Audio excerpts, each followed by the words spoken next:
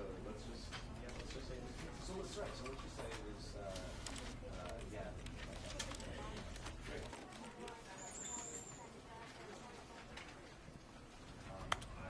I know that you're the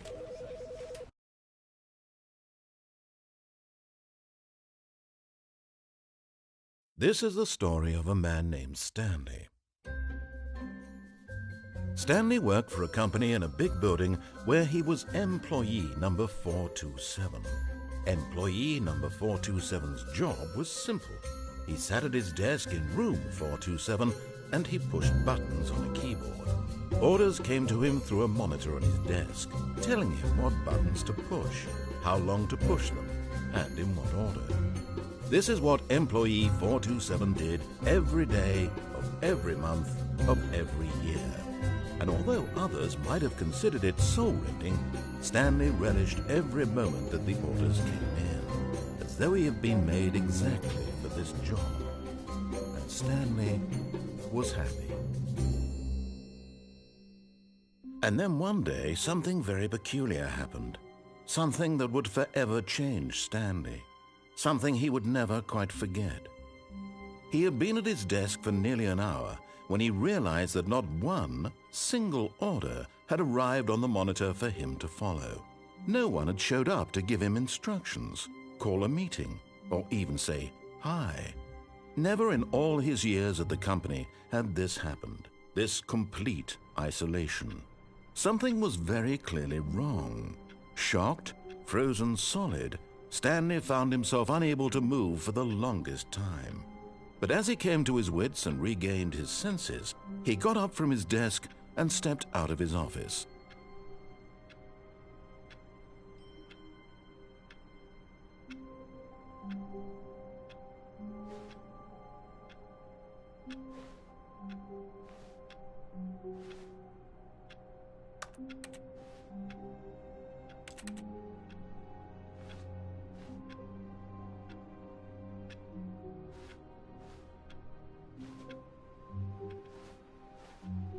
All of his co-workers were gone. What could it mean? Stanley decided to go to the meeting room. Perhaps he had simply missed a memo.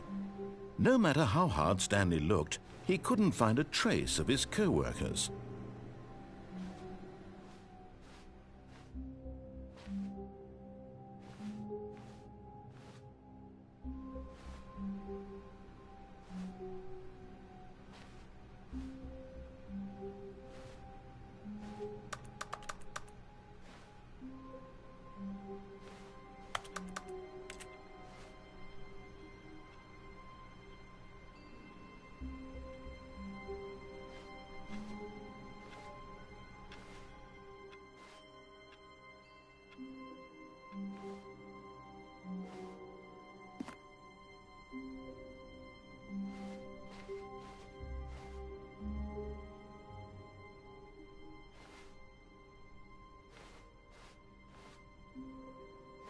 When Stanley came to a set of 2 open doors, he entered the door on his left.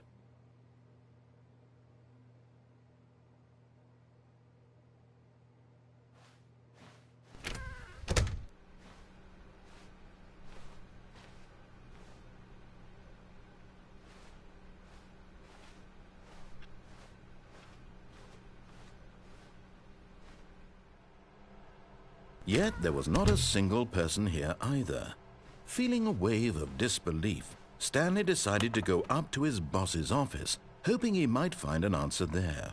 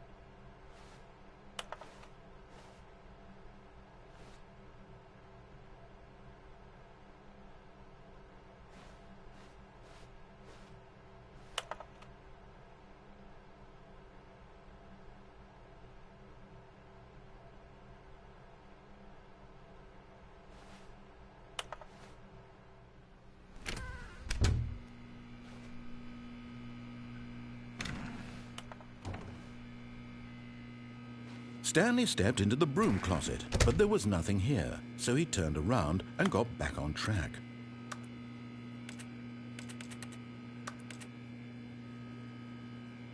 There was nothing here. No choice to make, no path to follow, just an empty broom closet. No reason to still be here.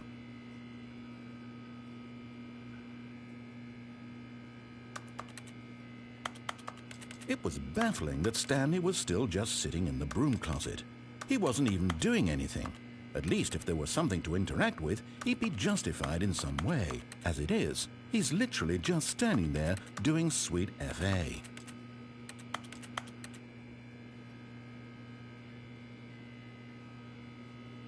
Are you really still in the broom closet? Standing around doing nothing? Why? Please offer me some explanation here. I'm genuinely confused.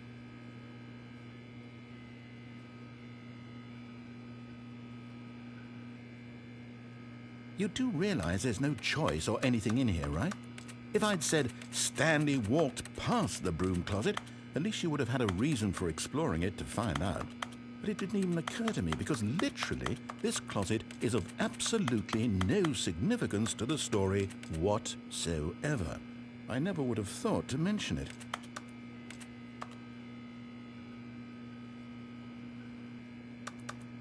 Maybe to you this is somehow its own branching path.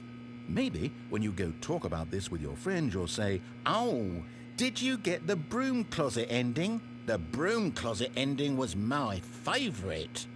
I hope your friends find this concerning.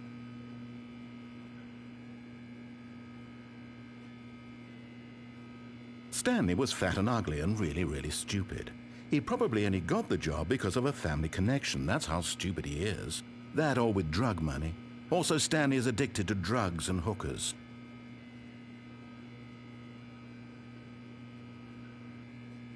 Well, I've come to a very definite conclusion about what's going on right now. You're dead.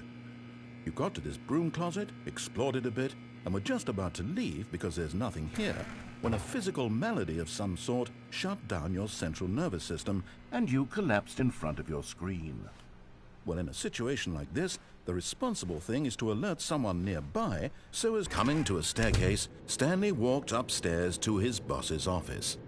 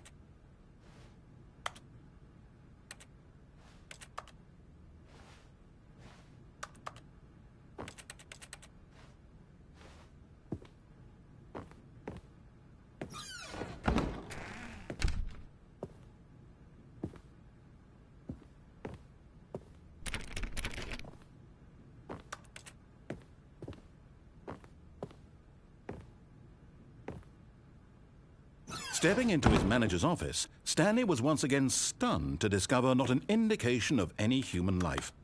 Shocked, unraveled, Stanley wondered in disbelief who orchestrated this. What dark secret was being held from him? What he could not have known was that the keypad behind the boss's desk guarded the terrible truth that his boss had been keeping from him. And so the boss had assigned it an extra secret PIN number, 2845. But of course, Stanley couldn't possibly have known this.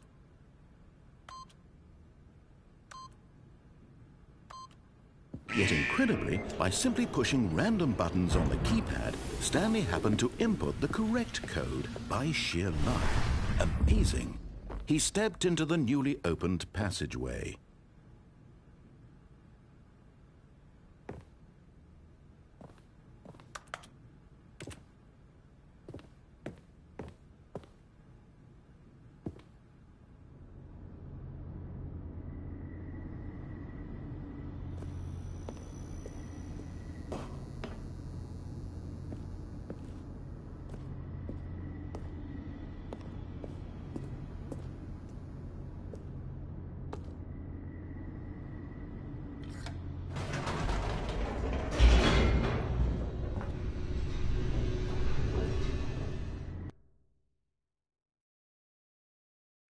Descending deeper into the building, Stanley realized he felt a bit peculiar. It was a stirring of emotion in his chest, as though he felt more free to think for himself, to question the nature of his job. Why did he feel this now, when for years it had never occurred to him? This question would not go unanswered for long.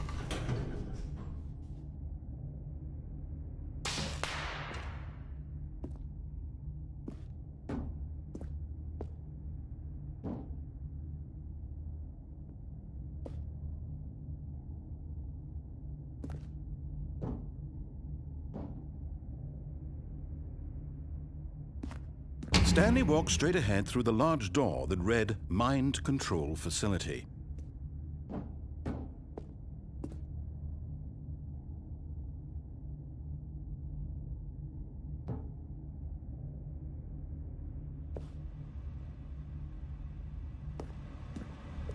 Although this passageway had the word Escape written on it, the truth was that at the end of this hall, Stanley would meet his violent death.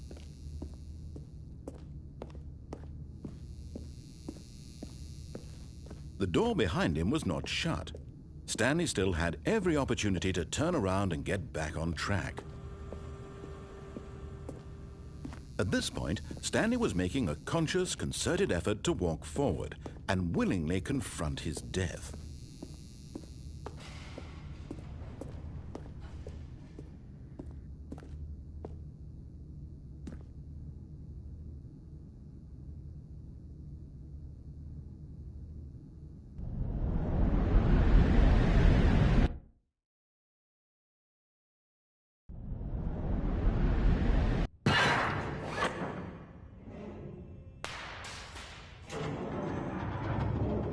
As the machine whirred into motion and Stanley was inched closer and closer to his demise, he reflected that his life had been of no consequence whatsoever. Stanley can't see the bigger picture. He doesn't know the real story, trapped forever in his narrow vision of what this world is. Perhaps his death was of no great loss, like plucking the eyeballs from a blind man. And so he resigned and willingly accepted this violent end to his brief and shallow life. Farewell, Stanley.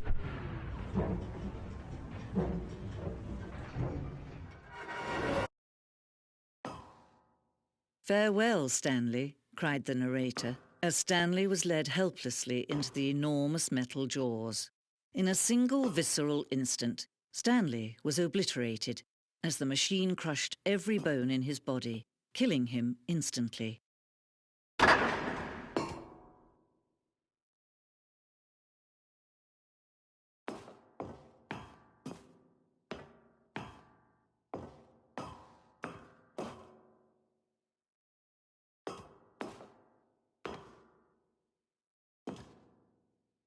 And yet it would be just a few minutes before Stanley would restart the game, back in his office, as alive as ever.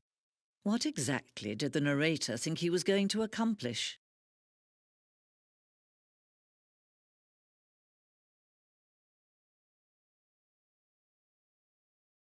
When every path you can walk has been created for you long in advance, death becomes meaningless, making life the same. Do you see now? Do you see that Stanley was already dead from the moment he hit start?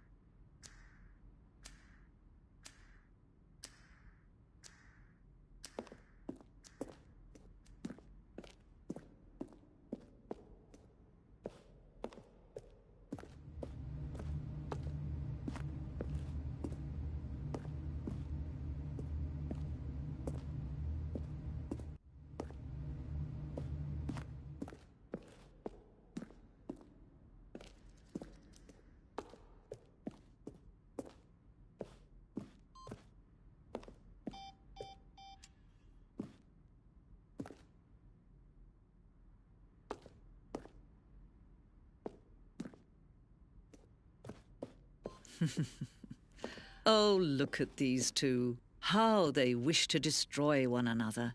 How they wish to control one another. How they both wish to be free.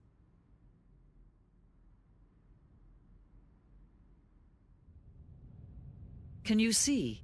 Can you see how much they need one another? No, perhaps not. Sometimes these things cannot be seen. But listen to me. You can still save these two. You can stop the program before they both fail. Turn off your PlayStation. There's no other way to beat this game. As long as you move forward, you'll be walking someone else's path. Stop now and it'll be your only true choice. Whatever you do, choose it. Don't let time choose for you. Don't let...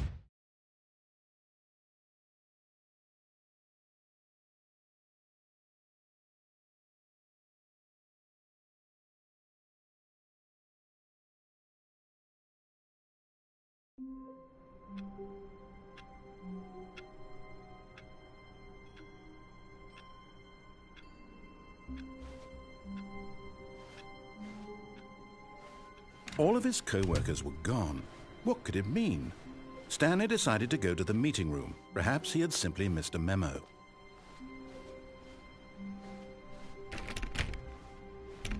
Stanley went around touching every little thing in the office, but it didn't make a single difference, nor did it advance the story in any way.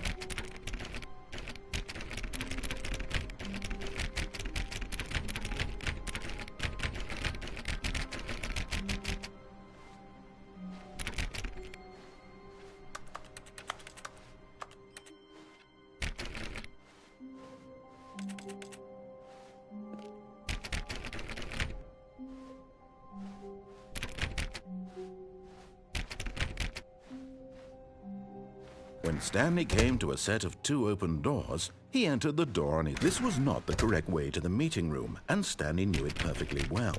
Perhaps he wanted to stop by the employee lounge first, just to admire it.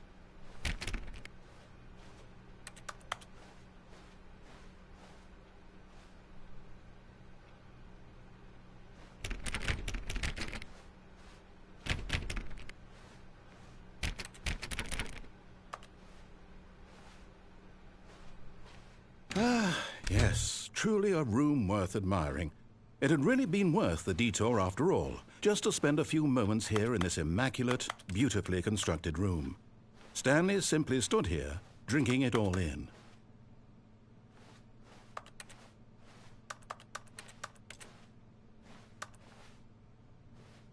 Yes, really, really worth it being here in the room. A room so utterly captivating that even though all your co-workers have mysteriously vanished, here you sit looking at these chairs and some paintings. Really worth it.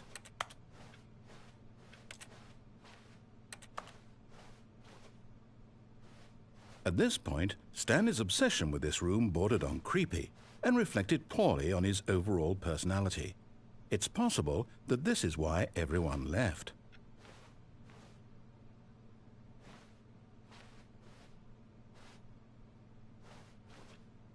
Stanley sat around waiting for more dialogue, but when a long time had passed and there was no more, he decided that the game was trying to send him a message.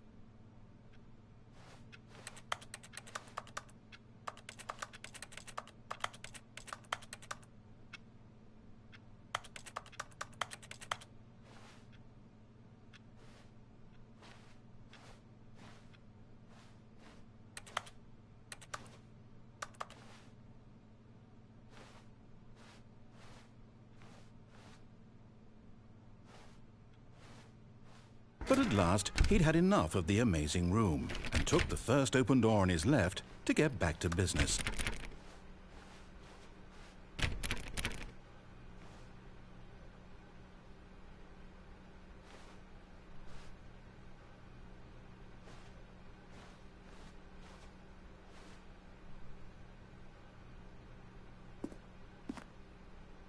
Stanley was so bad at following directions, it's incredible he wasn't fired years ago.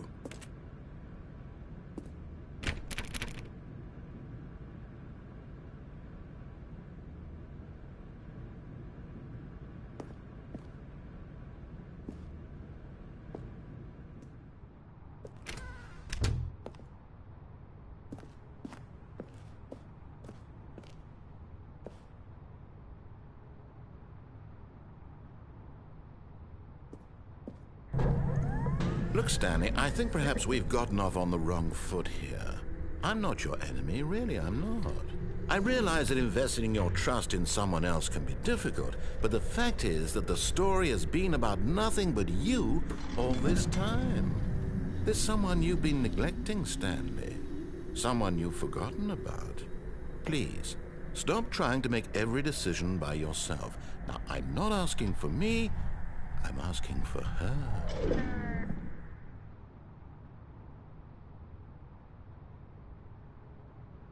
This is it, Stanley. Your chance to redeem yourself, to put your work aside, to let her back into your life.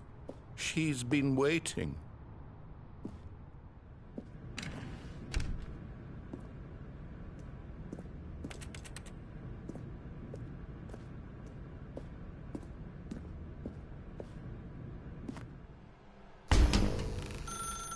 That's her, Stanley. You need to be the one to do this, to reach out to her. If you can truly place your faith in another, then pick up the phone.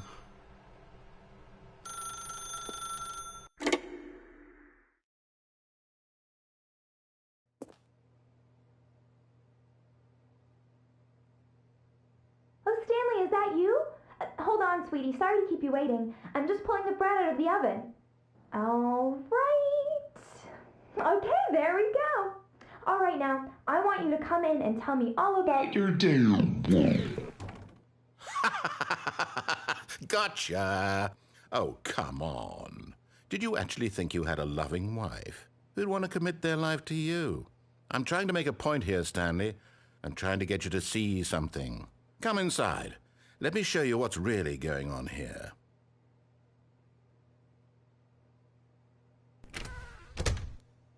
This is a very sad story about the death of a man named Stanley.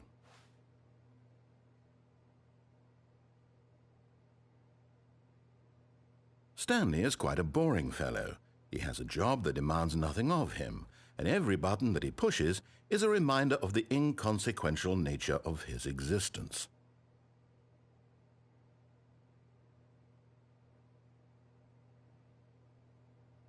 Look at him there, pushing buttons, doing exactly what he's told to do.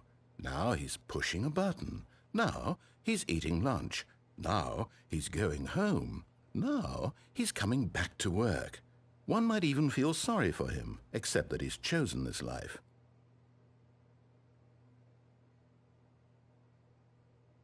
But in his mind, in his mind he can go on fantastic adventures. From behind his desk, Stanley dreamed of wild expeditions into the unknown, fantastic discoveries of new lands. It was wonderful, and each day that he returned to work was a reminder that none of it would ever happen to him.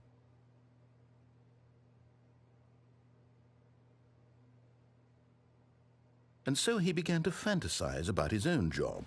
First, he imagined that one day while at work, he stepped up from his desk to realize that all of his co-workers, his boss, everyone in the building had suddenly vanished off the face of the earth. The thought excited him terribly.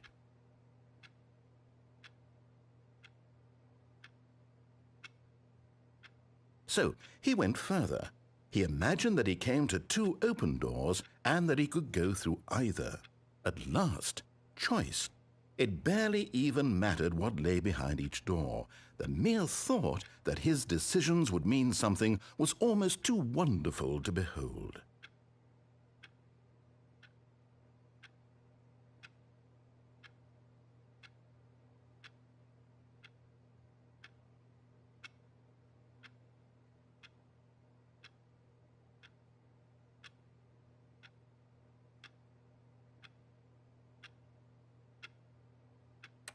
As he wandered through this fantasy world, he began to fill it with many possible paths and destinations. Down one path lay an enormous round room with monitors and mind controls. And down another was a yellow line that weaved in many directions. And down another was a game with a baby. And he called it the Stanley Parable. It was such a wonderful fantasy, and so in his head he relived it again And then again, and again, over and over, wishing beyond hope that it would never end, that he might always feel this free. Surely there's an answer down some new path, mustn't there be? Perhaps if he played just one more time. But there is no answer. How could there possibly be? In reality, all he's doing is pushing the same buttons he always has. Nothing has changed. The longer he spends here, the more invested he gets, the more he forgets which life is the real one.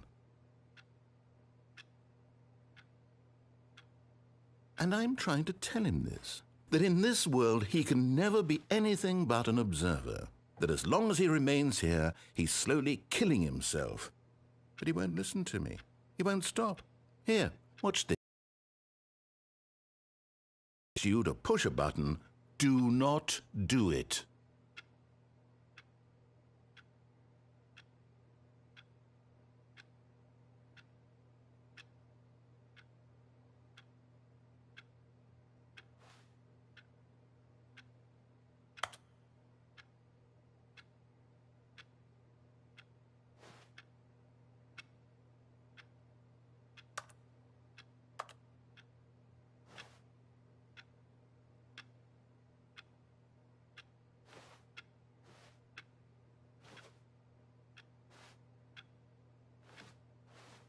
You see? Can he just not hear me? How can I tell him in a way that he'll understand that every second he remains here, he's electing to kill himself? How can I get him to see what I see? How can I make him look at himself?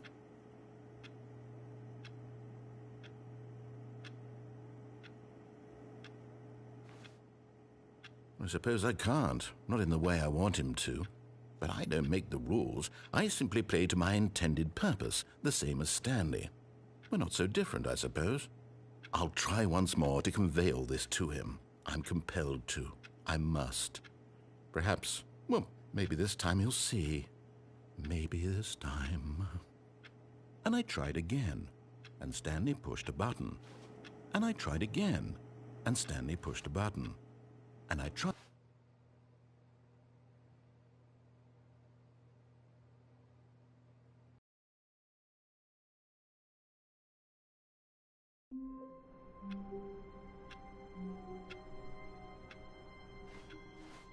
All of his co-workers were gone.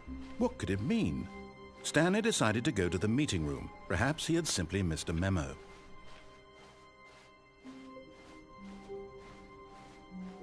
When Stanley came to a set of 2 open doors, he entered the door on his left.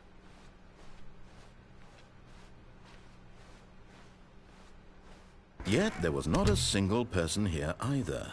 Feeling a wave of disbelief, Stanley decided to go up to his boss's office, hoping he might find an answer there.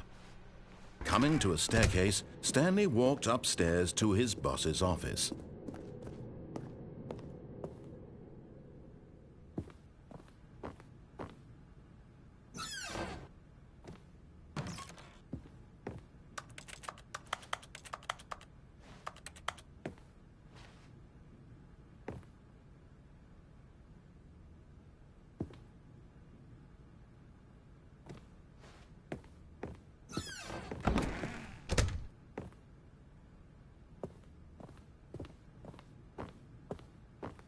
Stepping into his manager's office, Stanley was once again stunned to discover not an indication of any human life.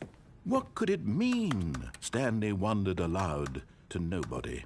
He began wildly tearing through papers on the boss's desk, pulling books off the shelf, looking behind paintings, desperate for clues to his situation. But his attention was caught by a keypad behind the boss's desk. What could its purpose be? In fact, this keypad guarded the terrible secret that lay buried below his feet.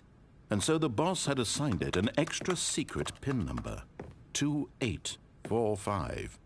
But of course, Stanley couldn't possibly have known this.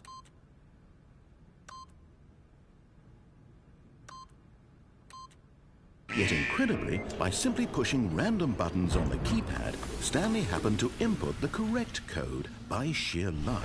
Amazing. He stepped into the newly opened passageway.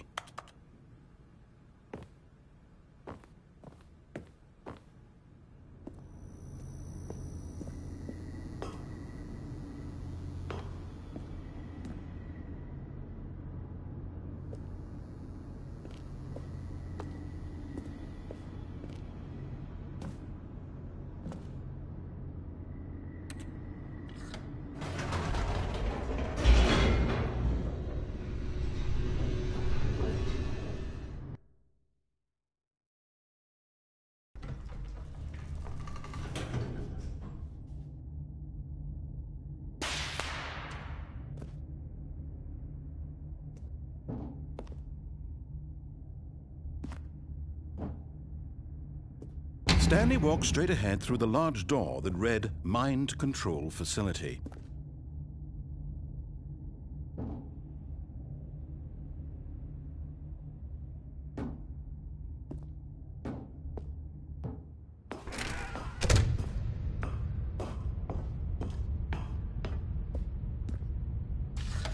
The lights rose on an enormous room packed with television screens. What horrible secret did this place hold? Stanley thought to himself. Did he have the strength to find out?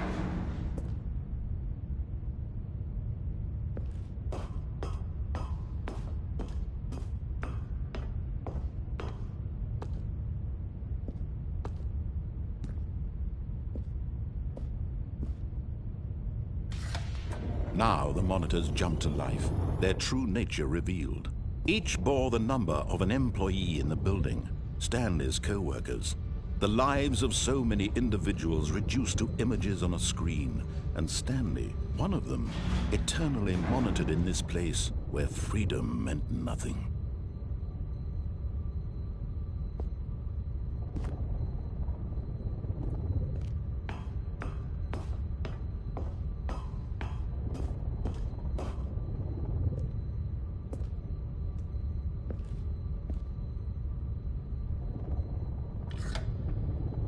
This mind control facility, it was too horrible to believe. It couldn't be true. Had Stanley really been under someone's control all this time? Was this the only reason he was happy with his boring job? That his emotions had been manipulated to accept it blindly?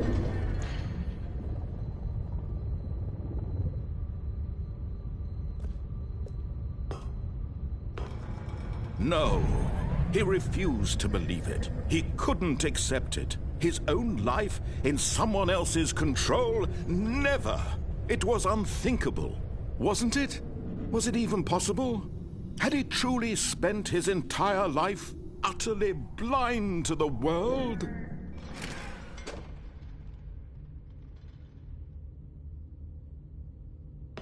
But here was the proof. The heart of the operation. Controls labeled with emotions. Happy, or sad, or content. Walking, eating, working, all of it monitored and commanded from this very place. And as the cold reality of his past began to sink in, Stanley decided that this machinery would never again exert its terrible power over another human life. For he would dismantle the controls once and for all.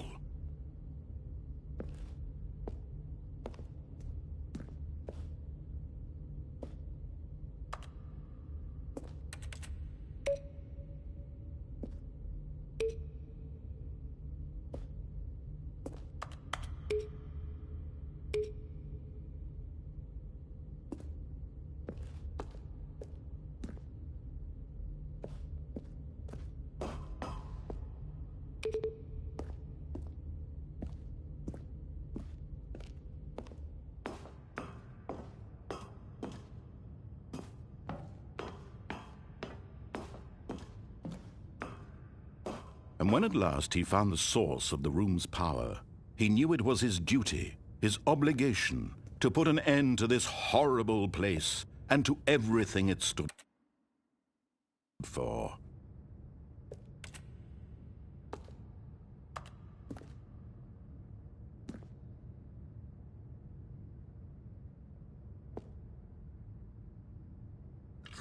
Oh, Stanley. You didn't just activate the controls, did you? After they kept you enslaved all these years, you go and you try to take control of the machine for yourself. Is that what you wanted? Control? Oh, Stanley, I applaud your effort, I really do. But you need to understand, there's only so much that machine can do. You were supposed to let it go, turn the controls off, and leave. If you want to throw my story off track, you're going to have to do much better than that. I'm afraid you don't have nearly the power you think you do. For example, and I believe you'll find this pertinent, Stanley suddenly realized he had just initiated the network's emergency detonation system. In the event that this machine is activated without proper DNA identification, nuclear detonators are set to explode, eliminating the entire complex. How long until detonation then? let's say, 2 minutes. Ah, now this is making things a little more fun, isn't it, Stanley? It's your time to shine. You are the star. It's your story now. Shape it to your heart's desires. Oh, this is much better than what I had in mind. What a shame we have so little time left to enjoy it. Mere moments until the bomb goes off. But what precious moments each one of them is. More time to talk about you, about me, where we're going, what all this means. I barely know where to start. What's that? You'd like to know where your co-workers are? A moment of solace before you're obliterated? All right, I'm in a good mood. You're gonna die anyway. I'll tell you exactly what happened to them. I erased them. I turned off the machine. I set you free. Of course, that was merely in this instance of the story. Sometimes when I tell it, I simply let you sit there in your office forever, pushing buttons endlessly and then dying alone. Other times, I let the office sink into the ground, swallowing everyone inside, or I let it burn to a crisp. I have to say this, though, this version of events has been rather amusing. Watching you try to make sense of everything and take back the control wrested away from you, it's quite rich. I almost hate to see it go. But I'm sure whatever I come up with on the next go-around will be even better. My goodness, only 34 seconds left. But I'm enjoying this so much. You know what? To hell with it. I'm going to put some extra time on the clock, why not? These are precious additional seconds, Stanley. Time doesn't grow on trees. Oh dear me, what's the matter, Stanley? Is it that you have no idea where you're going or what you're supposed to be doing right now? Or did you just assume when you saw that timer that something in this room was capable of turning it off? I mean, look at you. Running from button to button, screen to screen, clicking on every little thing in this room. These numbered buttons, no, these colored ones, or maybe this big red button, or this door. Everything, anything, something here will save me. Why would you think that, Stanley? That this video game can be beaten? Won? Solved? Do you have any idea what your purpose in this place is? Stanley, you're in for quite a disappointment. But here's a spoiler for you. That timer isn't a catalyst to keep the action moving along. It's just seconds ticking away to your death. You're only still playing instead of watching a cutscene because I want to watch you for every moment that you're powerless. To see you made humble. This is not a challenge. It's a tragedy. You wanted to control this world, that's fine. But I'm going to destroy it first, so you can't. Take a look at the clock, Stanley. That's 30 seconds you have left to struggle. 30 seconds until a big boom and then nothing. No ending here, just you being blown to pieces. Will you cling desperately to your frail life, or will you let it go peacefully?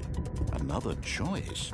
Make it count, or don't. It's all the same to me, all a part of the joke. And believe me, I will be laughing at every second of your inevitable life from the moment we fade in until the moment I say, happily ever after.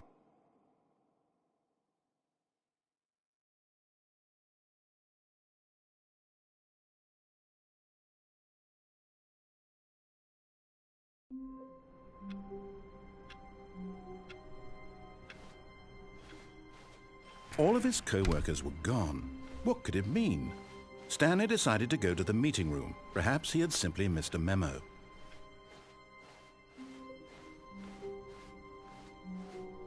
When Stanley came to a set of 2 open doors, he entered the door on his left.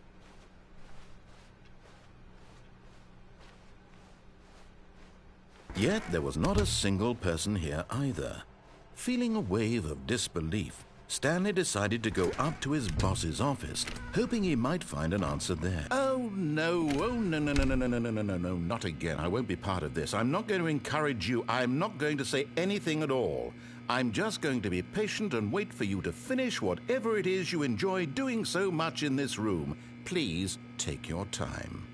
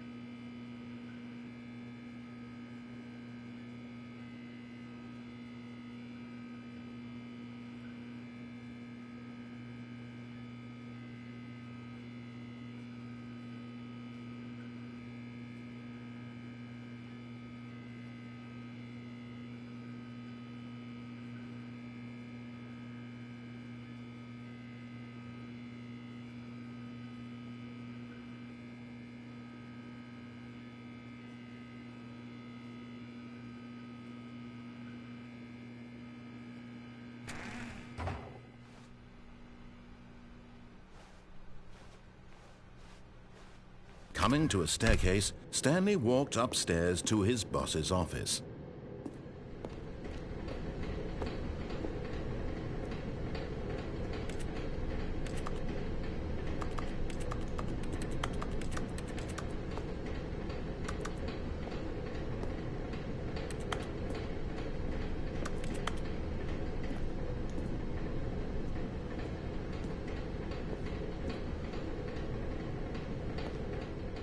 But Stanley just couldn't do it.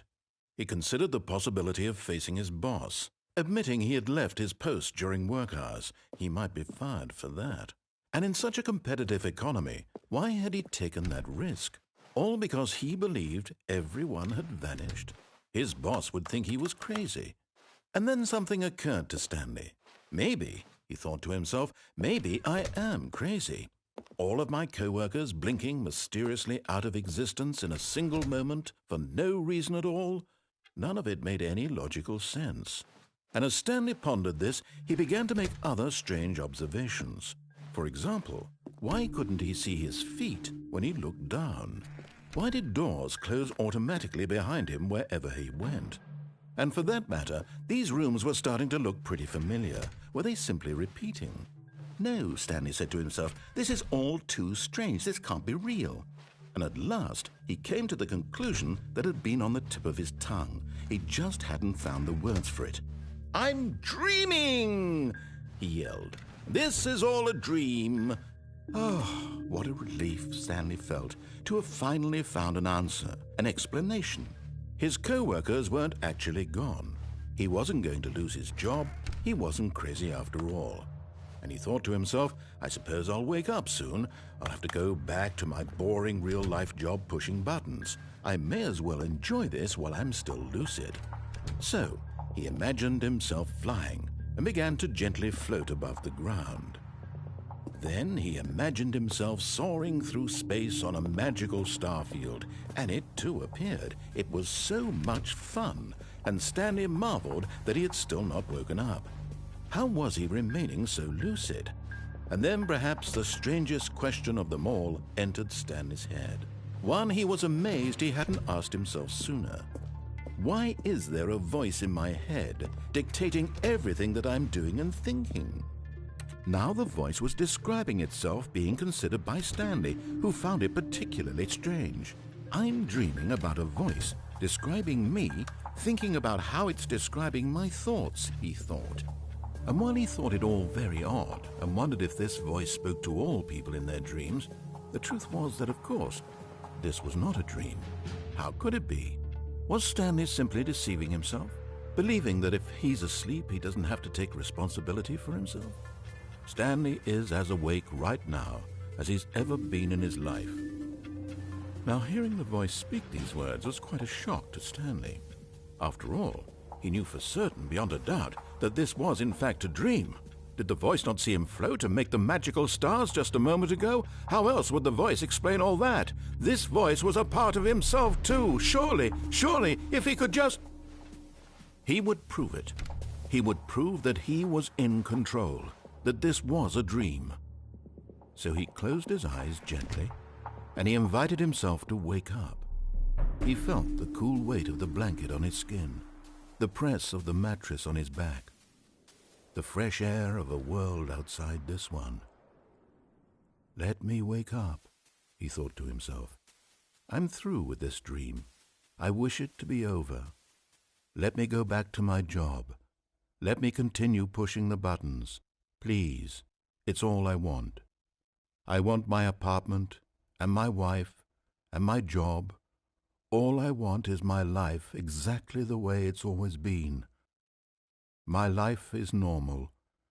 I am normal. Everything will be fine. I am okay.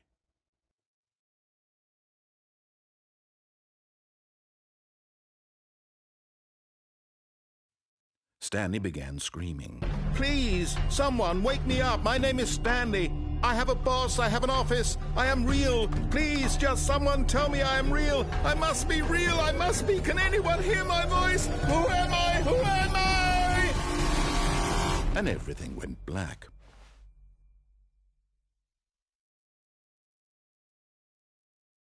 This is the story of a woman named Mariella. Mariella woke up on a day like any other.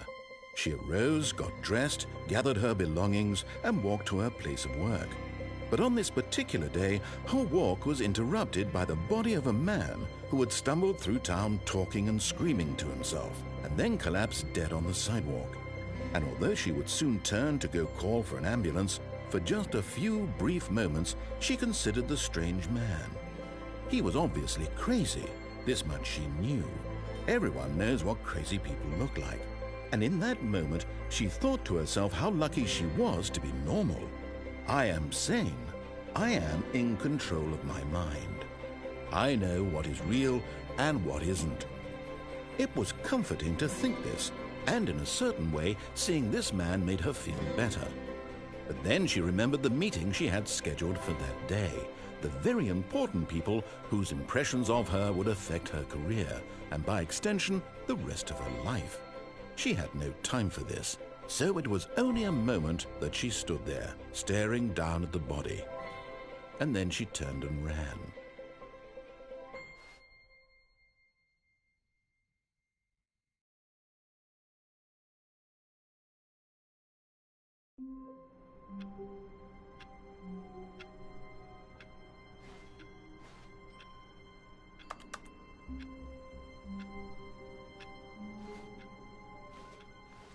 All of his co-workers were gone. What could it mean? Stanley decided to go to the meeting room. Perhaps he had simply missed a memo.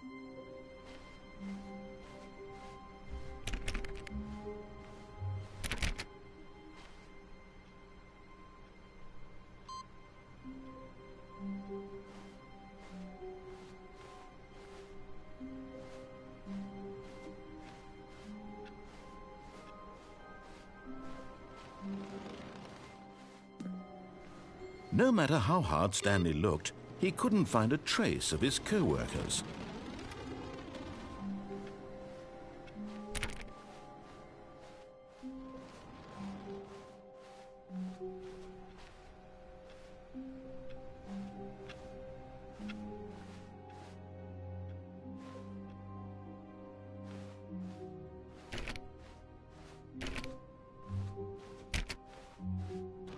When Stanley came to a set of 2 open doors, he entered the door on his left.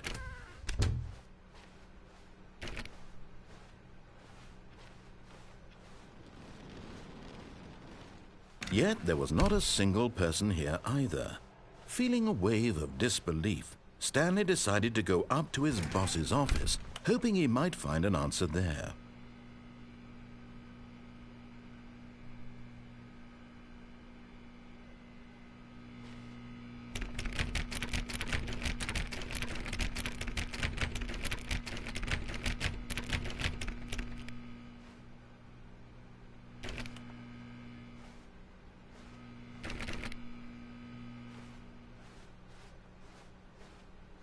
Coming to a staircase, Stanley walked upstairs to his boss's office.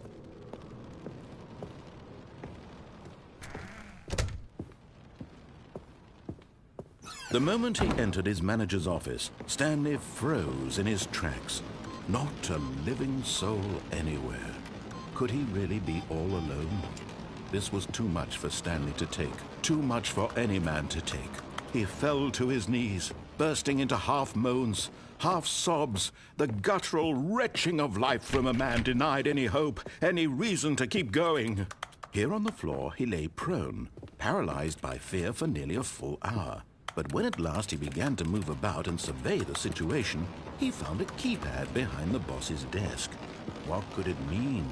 Was it a sign of hope for Stanley's future? Alas, it was not.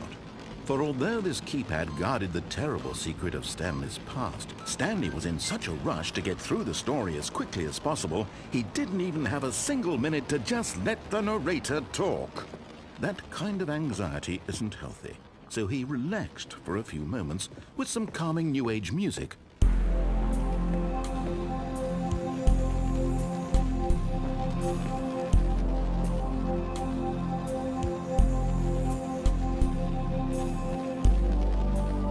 Feeling soothed and rejuvenated, Stanley calmly walked forward. into the opened passageway.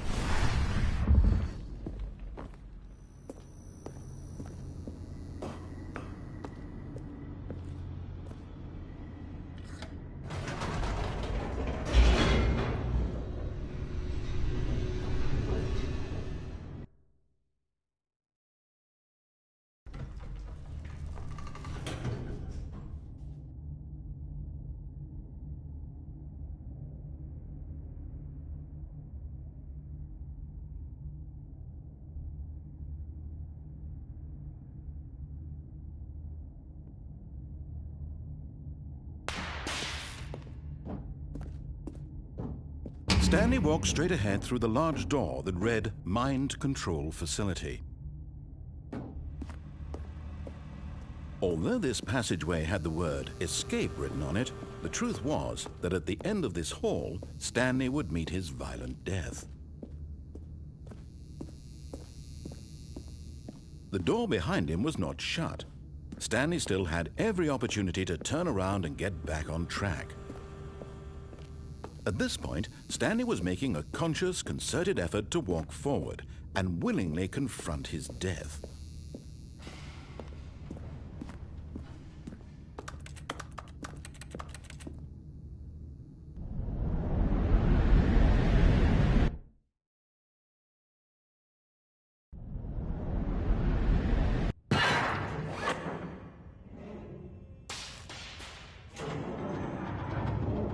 As the machine whirred into motion and Stanley was inched closer and closer to his demise, he reflected that his life had been of no consequence whatsoever. Stanley can't see the bigger picture.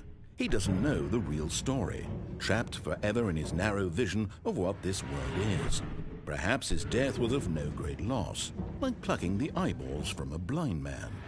And so he resigned and willingly accepted this violent end to his brief and shallow life. Farewell, Stanley.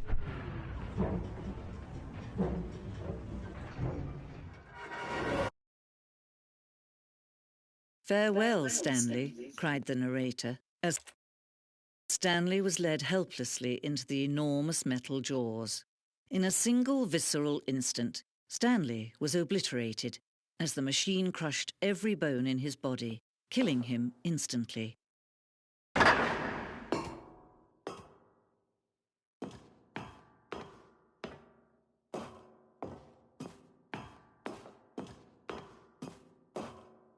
And yet it would be just a few minutes before Stanley would restart the game, back in his office, as alive as ever.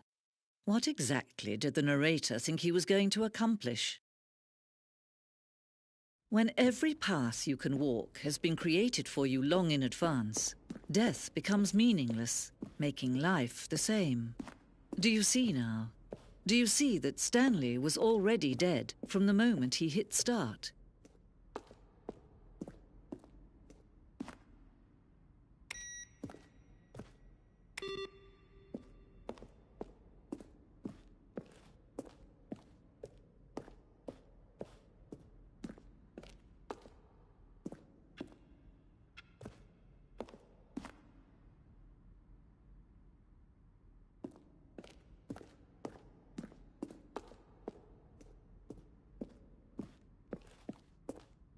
Where were all of his co-workers?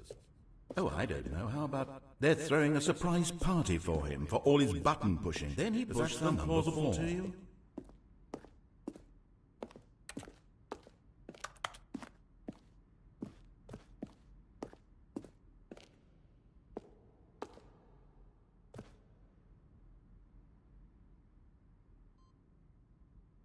Stanley pushed the big red button.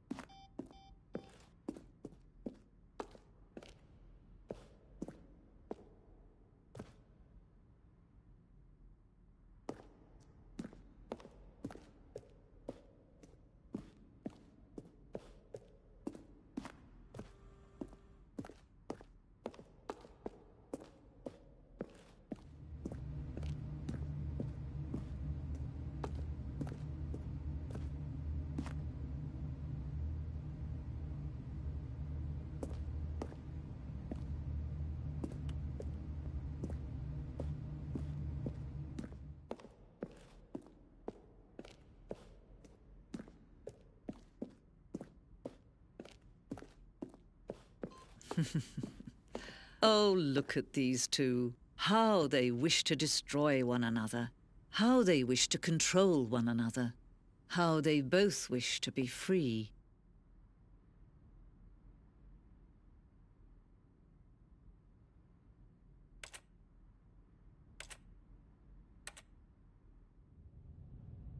Can you see? Can you see how much they need one another? No, perhaps not. Sometimes these things cannot be seen. But listen to me. You can still save these two. You can stop the program before they both fail. Turn off your PlayStation. There's no other way to beat this game. As long as you move forward, you'll be walking someone else's path. Stop now and it'll be your only true choice. Whatever you do, choose it. Don't let time choose for you. Don't let...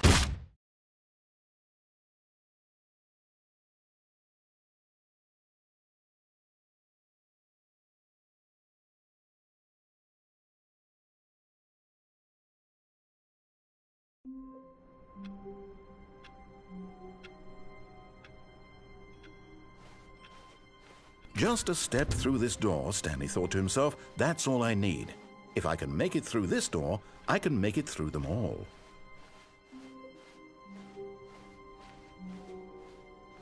When Stanley came to a set of 2 open doors, he entered the door on his left.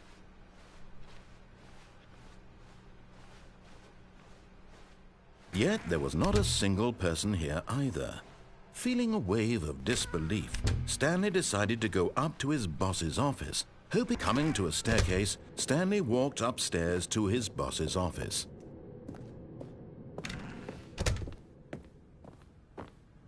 Okay, I think we all know the drill by now. Blah, blah, blah. Dark secrets, the keypad. Stanley pushes some buttons. Oh, hey, look, it's a new passageway. Quelle surprise.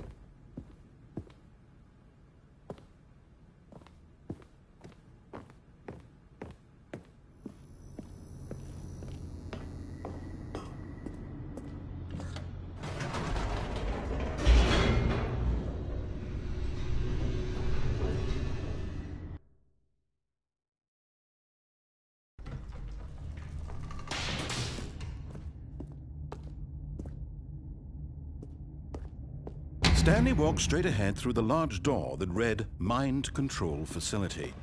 Although this passageway had the word escape written on it, the truth was that at the end of this hall, Stanley would meet his violent death.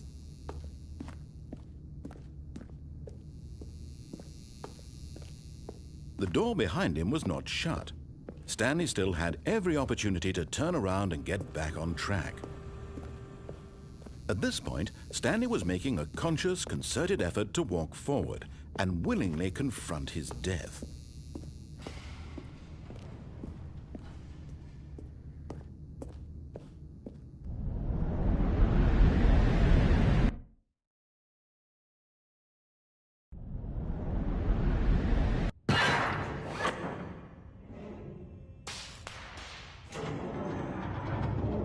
As the machine whirred into motion and Stanley was inched closer and closer to his demise, he reflected that his life had been of no consequence whatsoever.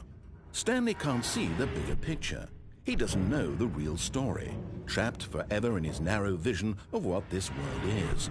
Perhaps his death was of no great loss, like plucking the eyeballs from a blind man. And so he resigned and willingly accepted this violent end to his brief and shallow life. Farewell, Stanley.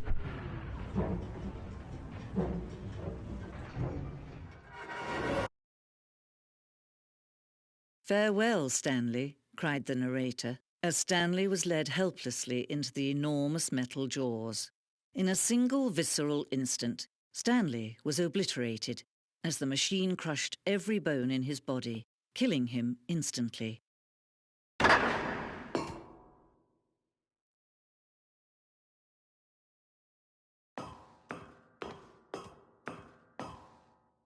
And yet it would be just a few minutes before Stanley would restart the game, back in his office, as alive as ever. What exactly did the narrator think he was going to accomplish?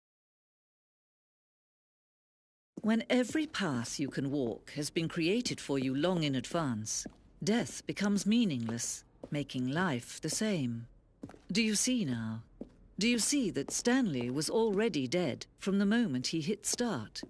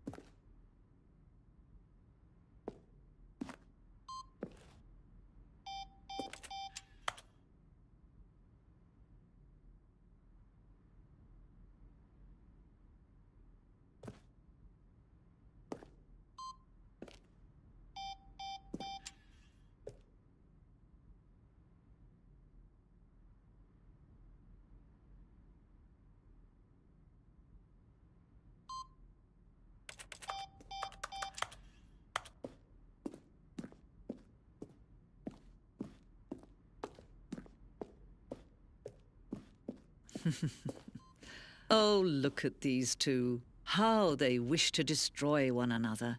How they wish to control one another. How they both wish to be free. Can you see? Can you see how much they need one another? No, perhaps not. Sometimes these things cannot be seen. But listen to me. You can still save these two. You can stop the program before they both fail. Turn off your PlayStation. There's no other way to beat this game.